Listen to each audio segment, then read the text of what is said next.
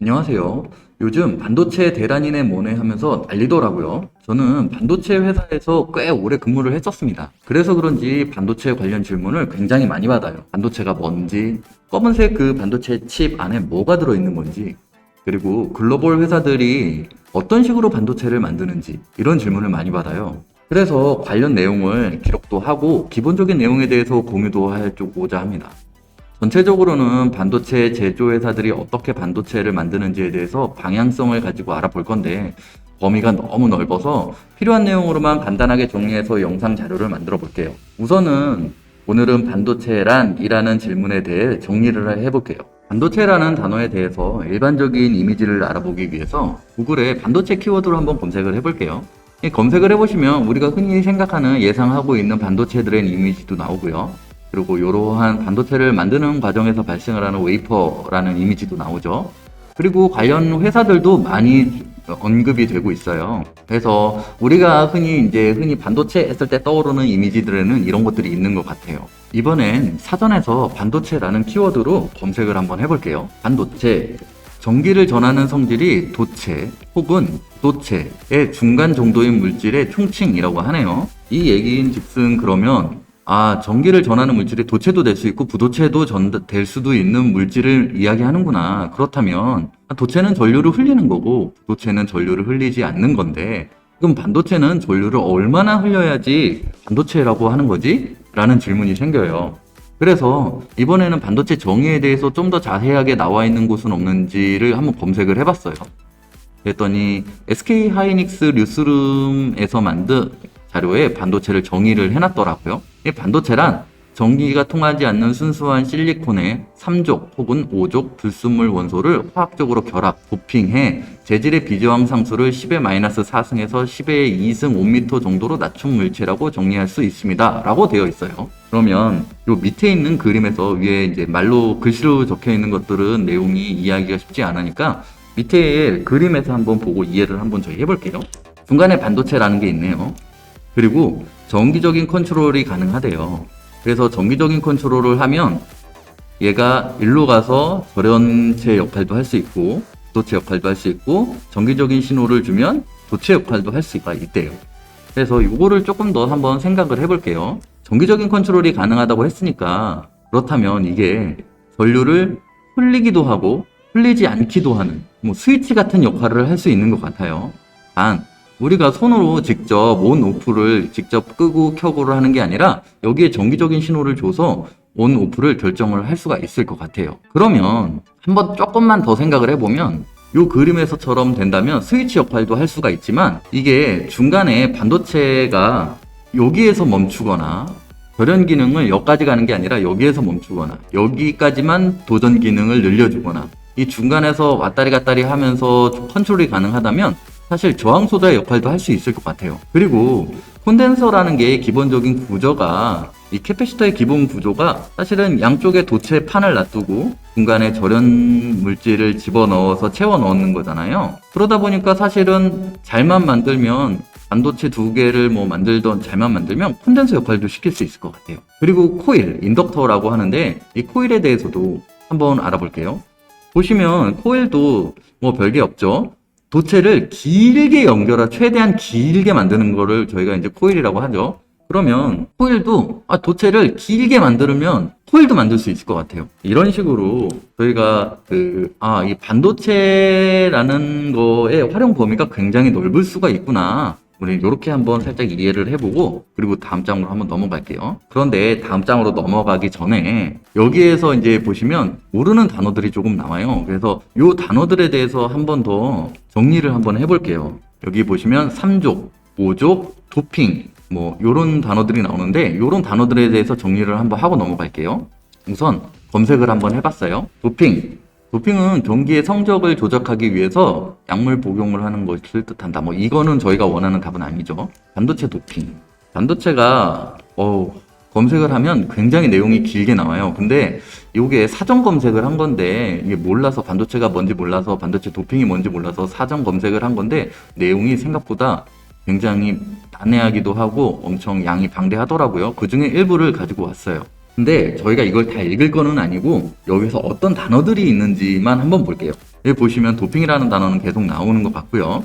그리고 N형 도핑, 그리고 P형 도핑. 도핑에도 두 가지 종류가 있는 것 같아요. N형 도핑도 있고 P형 도핑도 있는 것 같아요. 그리고 보시면 전자가 다수 운반자, 그리고 여기서는 양봉이 다수 운반자라고 되어 있네요. 이런 거 봐서는 양봉과 전자를 이용해서 뭔가 하는 것 같아요. 그래서 이 내용을 조금 더 정리해서 제가 그림으로 한번 말씀을 드려볼게요. 우선 3족, 4족, 5족에 대해서 한번 알아볼게요. 이 도핑이라는 거는 사실 불순물을 집어넣는다라는 의미인데, 여기서 불순물로 사용되는 원자는 어떤지, 그리고 반도체의 역할을, 실질적인 반도체의 역할을 하는 실리콘은 어떤지를 한번 보기 위해서 요 3족, 4족, 5족에 대한 내용에 대해서 이해를 한번 해볼게요. 우선 3족, 4족, 5족에 이제 원자들이 있대요. 근데 이 3족, 4족, 5족이 뜻하는 원자들은 보시면 3족에는 보론이 대표적으로 많이 반도체에서 사용이 되는데, 3족에서는 요 최외곽 전자가 이 3개래요. 그래서 이걸 3족이라고 한대요. 여기 라인에 있는 애들이 전부 다 3족이 되는 거죠. 그 다음에 4족에는 최외곽 전자가 4개래요. 그래서 4족이라고 부른대요. 그리고 5족에는 포스퍼러스와 아세닉이 많이 사용이 되는데 최외곽 전자가 5개래요. 그래서 요거를 가지고 이용을 한대요. 우선 최외곽 전자의 기본적인 특성은 핵으로부터 가장 멀리 있기 때문에 구속력이 상대적으로 약하죠. 그래서 에너지를 줬을 때 가장 먼저 이탈, 자유전자화 될 수 있는 애들이 아마 최외곽 전자가 될 것 같아요. 이제 N형과 P형이 뭔지 한번 알아볼게요. 이 최외곽 전달들로 N형, P형 불순물을 넣어서 N형과 P형을 만들어 준다는데 이게 무슨 뜻인지 한번 알아볼게요. 그림이 너무 작으니까 조금 더 확대를 해서 한번 볼게요. 보시면 이쪽은 P형이에요. 실리콘이 많이 있는데, 실리콘 많이 있는 곳에다가 3족에 보론을 집어넣었어요. 3족은 최외곽 전자가 3개죠. 실리콘은 4개니까 서로 하나씩 계속 공유 결합을 하고 있는데, 보론 같은 경우에는 최외곽 전자가 3개밖에 없으니까 하나가 부족하죠. 그래서 이런 식으로 하나가 부족한 홀이 만들어져요. 전자가 하나 부족해요. 전자가 하나 부족하고 공간만 있다 보니까 여기 있는 전자들이 일로 쉽게 이동이 가능하겠죠. 비교적 상대적으로. 그러면 여기가 아마 또 비게 될 거예요. 그럼 여기가 비면 여기 있는 전자들이 또 일로 이동하기가 쉬워질 거예요. 그럼 여기가 또 비겠죠. 그럼 여기가 비면 여기 있는 전자가 또 일로 이동하기가 쉬워질 거예요. 이런 식으로 쭉 보면 홀이 상대적으로 이동하는 것처럼 볼 수도 있겠죠. 그래서 홀을 늘려주는 걸 저희가 이제 P형이라고 하고, 그때 사용하는 불순물이 보론인 것 같아요. 이번엔 N형을 한번 볼게요. N형 같은 경우에는 실리콘이 다수 있는 데다가 포스포러스, 옷가를 집어넣었어요. 그래서 최외곽 전자가 5개 이내를 집어넣은 거죠. 그랬더니 전자가 하나가 남아요. 다른 애들랑 공유 결합을 하지 못하고 있는 것 같아요. 그러다 보면 얘가 자유롭게 일로 자유롭게 이동을 할 수가 있겠죠. 이런 식으로 해서 비교적 적은 에너지로도 전자가 자유롭게 이동을 하게 만들 수 있을 것 같아요. 그리고 요거는 전자가 하나 더 많다라고 해서 N형이라고 부른대요. 자, 이제 여기까지 알아봤으니까, 근데 저희가 원하는 건 반도체 회사들이 뭘 만드냐고, 지금 이거에 대한 질문에 답을 하고 싶은 거죠. 그래서 오늘은 반도체란이라는 거를 하는데, 그 반도체 만드는 회사들이 도대체 어떤 디바이스를 만드는지를 한번 알아볼게요. 보시면 요거는 메모리 반도체 세계 시장 점유율이에요. 보시면 메모리 반도체에도 D램이 있고 낸드 플래시가 있네요. 그래서 D램과 낸드 플래시가 있구나. 그리고 우리나라에서는 삼성과 하이닉스가 사실 D램은 약 70% 정도의 시장 점유율을 가지고 있고, 그 다음에 낸드 플래시 쪽에서는 삼성과 하이닉스가 약 한 50% 정도의 시장 점유율을 가지고 있는 것 같아요. 꽤 많이 가지고 있죠. 근데 여기서 보시면 D램과 낸드 플래시, 그리고 또 하나 요즘에 이슈화 되고 있는 애가 있죠. 파운드리예요. 이 파운드리는 뭐냐면 CPU, GPU 이런 그러니까 메모리가 아닌 로직 회로를 만드는 회사들인데, 이거를 실질적으로 제조해주는 회사가 TSMC예요. 삼성도 물론 하죠. TSMC가 독보적이죠. 51%, 그리고 삼성전자가 한 18% 정도 되는 것 같아요. 그런데 이 로직 회로를 만드는 회사인데 설계하는 회사는 아니에요. 이 설계하는 회사들은 퀄컴 같은 회사들이 설계를 해서 이 TSMC나 삼성전자에 요런 설계대로 반도체를 만들어주세요 라고 하면 TSMC나 삼성전자 요런 회사에서 만들어주는 거래요. 어쨌든 D램, 낸드 플래시, CPU 뭐 이런 로직 회로를 만드는 것 같아요. 그 반도체라는 소자들로. 그러면 조금 더 이해를 쉽게 하기 위해서 컴퓨터의 하이어리티를 한번 볼게요. 컴퓨터에 있는 반도체 칩들은 도대체 뭘로 이루어지는지에 대해서 한번 더 들어가 볼게요. 주 연상장치로는 논리회로와 프리플로그를 이용한대요. 뭐 아직은 잘 모르겠지만 한번 더 볼게요. 그리고 캐시 메모리에서는 플립플롭과 논리회로를 이용을 한대요. 여기도 역시. 그리고 D램에서는 트랜지스터와 캐패시터를 이용을 한대요. 그리고 SSD에서는 낸드 플래시 메모리를 이용을 한대요. 그러면 여기에서 논리회로와 플립플롭으로 이루어진다고 하는데 과연 여기에서 대표적으로 얘네들은 어떤 식으로 이루어지는지, 논리회로는 어떤 식으로 이루어지는지를 한번 더 볼게요. 논리회로는 지금 많은 논리회로들이 있지만 그 중에서도 제가 대표적으로 약 한 3개 정도만 가져와 봤어요. 인버터, 난드 게이트, 노아 게이트를 가져왔어요. 기호로는 이런 식으로 사용을 해요. 그런데 요 인버터의 내부 회로를 잘 보면 요러한 소자들이 들어가 있어요. 이런 소자들을 트랜지스터라고 불러요. 스위치라고 보시면 돼요. 정기적인 신호를 주면 전류를 이렇게 흘려주는 애들이에요. 그래서 보시면 여기 트랜지스터라고 하는 애들이 2개가 사용이 되죠. 그리고 낸드 게이트에는 트랜지스터가 하나, 둘, 셋, 넷, 총 4개가 사용이 되네요. 그리고 노아 게이트에는 트랜지스터가 하나, 둘, 셋, 넷. 노아 게이트 역시도 트랜지스터 4개로 이루어져 있어요. 이번에는 D램을 한번 볼게요. D램에서도 보면 트랜지스터 하나와 캐패시터 하나로 역시 이루어져 있네요. 이건 설명 그대로인 것 같아요. 그리고 낸드 플래시도 한번 볼게요. 낸드 플래시에서도 TR과 그 다음에 여기 보시면 이게 TR, 일반적인 TR의 심볼이 요건데 요거는 심볼이 조금 다르게 생겼죠. 근데 이것도 크게 TR과 다르진 않아 보여요. 심볼이 비슷한 거 보니까. 그래서 전체적으로 봤을 때는 트랜지스터가 반도체의 거의 메인 소자 역할을 하나 보다 이렇게 생각이 돼요. 그러면 트랜지스터에도 굉장히 많은 트랜지스터들이 있을 텐데 종류가 많겠죠.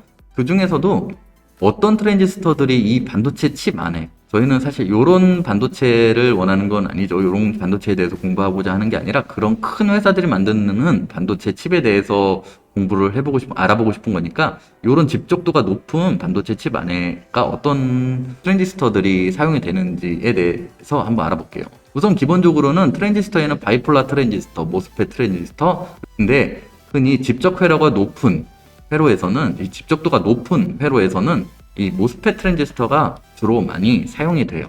그러면 모스펫 트랜지스터에 대해서 한번 알아볼게요. 우선 모스펫 트랜지스터의 스트럭처예요. 모스펫이라는 단어는 사실 메탈, 옥사이드, 세미컨덕터, 필드, 이펙트 트랜지스터라고 되어 있는데 구조만 한번 저희는 간단하게 볼게요. 뭘 만드는지를 알아야지 되니까. 그리고 어떻게 생겼는지를 한번 볼게요. 우선은 소스라는 부분이 있어요. 이게 전극이에요. 그리고 여기는 게이트라는 전극이 있네요. 그리고 여기는 드레인이라는 전극이 있어요. 그리고 중간에는 요 서브스트레이트와 게이트 사이가 전류가 흐르지 못하도록 절연을 시켜주기 위한 인슐레이터가 달려 있대요. 그 다음에 이 바닥은 서브스트레이트라고 하는데 여기에는 P형 도핑을 해서 서브스트레이트를 만든대요. 여기 N으로 되어 있는 부분은 N형 도핑이 되어 있다라는 얘기고요.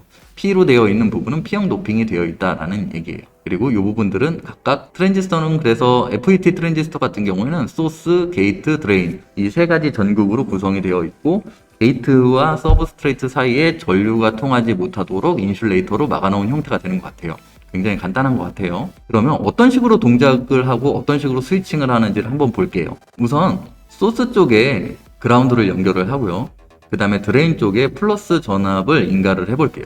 플러스 전압을 인가를 해도 사실 여기에는 전류가 흐르지 않는데요. 그런데 이때 그러니까 게이트 쪽에 양 전압을 인가를 하게 되면 여기가 이제 플러스 차지가 형성이 되겠죠.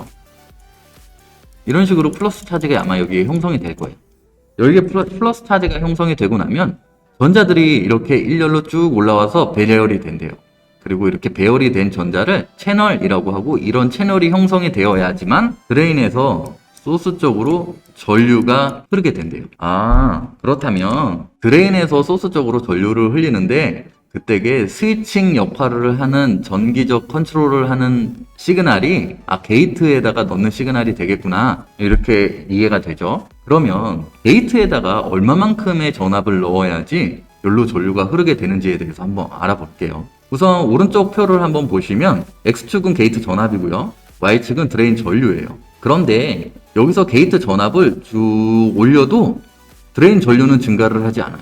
증가를 하지 않다가 여기에서 갑자기 어느 정도 일정 전압, 게이트 전압이 일정 전압이 되면 여기에서 전류가 흐르질 않다가 게이트 전압이 어느 정도가 되면 갑자기 여기서 기하급수적으로 이렇게 흐른대요.